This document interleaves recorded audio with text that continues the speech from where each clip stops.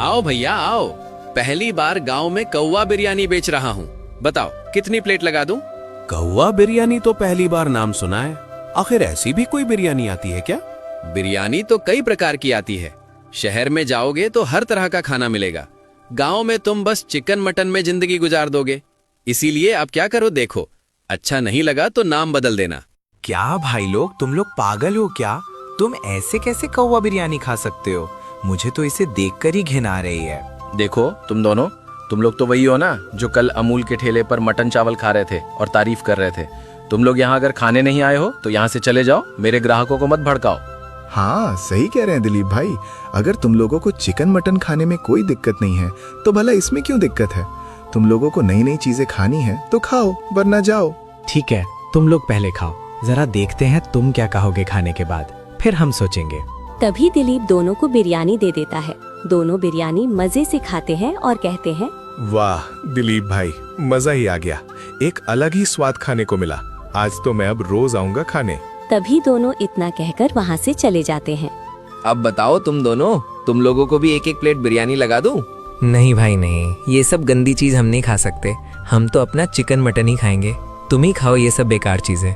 इतना कहकर वे दोनों भी वहाँ से चले जाते हैं। तुम तो क्या, पूरा गांव खाएगा। बस 3-4 दिन के बाद है, फिर देखना कैसे मेरे यहाँ भीड़ लगती है, जिसमें तुम दोनों भी होगे।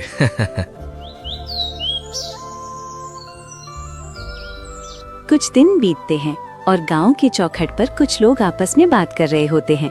तभी वहाँ से 2 व्यक्ति गुजर रहे होते हैं। उनकी तरफ से एक अलग ही आवाज आती है जब वे बात करते हैं। दोस्त, आज तो खेतों में बहुत काम है। काव काव। हाँ सही कह रहे हो, अभी तो खाना खाना भी बाकी है। काव काव। सुनो तुम दोनों, यहाँ आना जरा। तुम ये बताओ, तुम लोग बात कर रहे हो तो ये ऐसी अजीब सी आवाज क्यों निकाल रहे हो? अच्छा, मतलब तुम इस काव काव वाली आवाज की बात कर रहे हो? काव काव, हाँ यही आवाज। भला तुम ऐसे क्यों बात कर रहे हो? तुम्हें कोई बीमारी है क्या? कोई बीमारी नहीं है, ये असल में हम कुछ समय से कौवा बिरयानी खा रहे हैं, इसलिए ऐसी आवाज निकल रही है। बड़ा ही मजा आ रहा है, तुम्हें भी कौवा बिरयानी खाकर देखना चाहिए। काव काव। तुम सच कह रहे हो? सच में ऐसा कुछ हो रहा है क्या? हाँ, भला हम झूठ क्यों बोलेंगे? काव काव, हमें झूठ बोलने का कोई शौक नहीं है। चलो अब हम चलते हैं, खेतों में काम करना है। तभी दोनों वहाँ से चले जाते हैं। चलो हम भी कौवा बिरयानी खाने चलते हैं।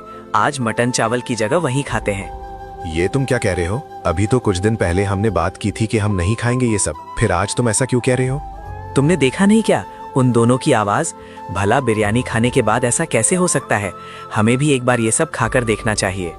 नहीं दोस्त, हम नहीं खाएंगे, मुझसे तो नहीं हो पाएगा ये सब खाना। ठीक है फिर तुम मत आओ, मैं तो चला। मैं भी कौवे की आवाज निकालकर घर में अपने बच्चों के साथ खेलूंगा।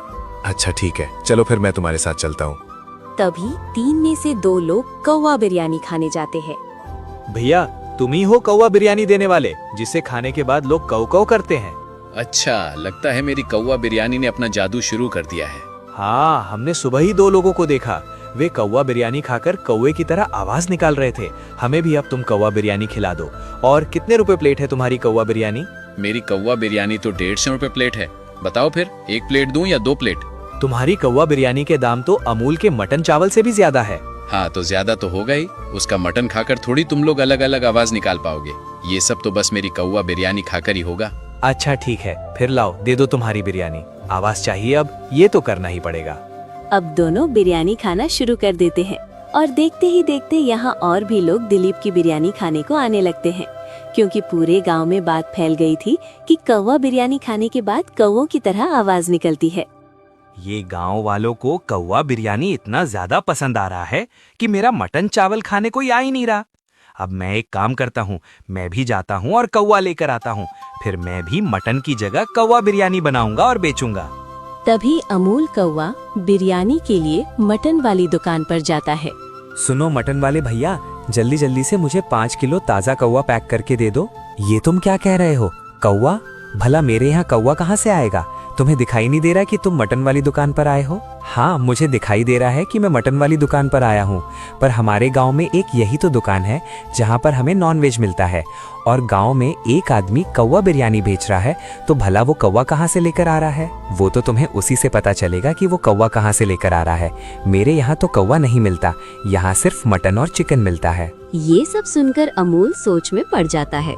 पूरे गांव में मटन चिकन की एक यही दुकान है और आसपास के गांव में भी कोई दुकान नहीं है, तो भला ये दिलीप कौवा कहाँ से लेकर आ रहा है बिरयानी बनाने के लिए?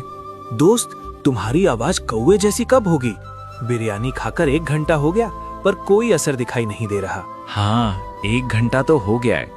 जहाँ तक मुझे पता है शायद हमारी आवाज अब कल ही कौवे जैसी होगी, क्योंकि अभी हमने कौवा बिरयानी खाया है।